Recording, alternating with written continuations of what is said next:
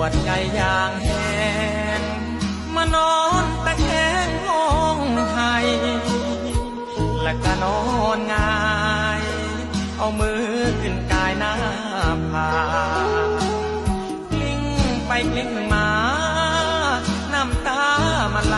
พรักพราทำใจลำบากแฟนจากบ่ฮู้เหตุใดห้องนอนห้องนี้เคยมีเฮาสองนอนคู่คืนนี้มองดูบ่มีคนเคยแนบกายทบทวนความหลังเป็นยังเขาจังกินได้ค่อนคืนยังให้เจ็ดใจบ่ได้แฟนอยู่กันมาตั้งโดนบ่มีวี่แววสัญญา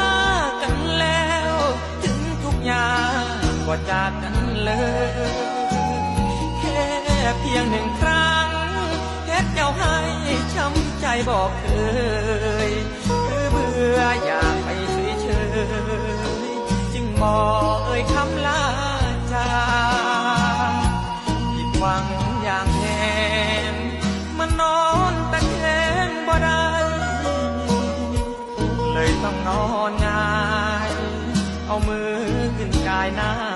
ผากจนเสียงไก่ขันคอนแจ้งก็ยังหลับยากก่อนจนลำบากแป้งจากจังสีสันบ่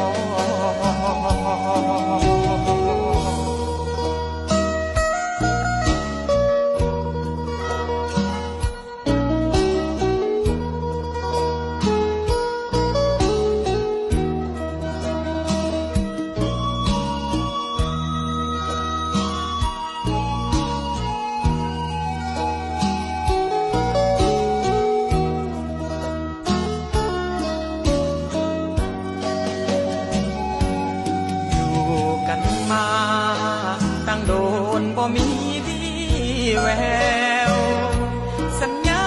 กันแล้วถึงทุกอย่างบ่จากกันเลยแค่เพียงหนึ่งครั้งเฮ็ดเจ้าให้ช้ำใจบอกเคยหรือเบื่ออยากไปเฉยๆจึงบอกเอ่ยคำลาจากผิดหวังอย่างแห้งมันนอนตะแคงบ่ได้เลยต้องนอนง่ายเอามือขึ้นกายหน้าผากจนเสียงไก่ขันคนแจ้งก็ยังหลับยาก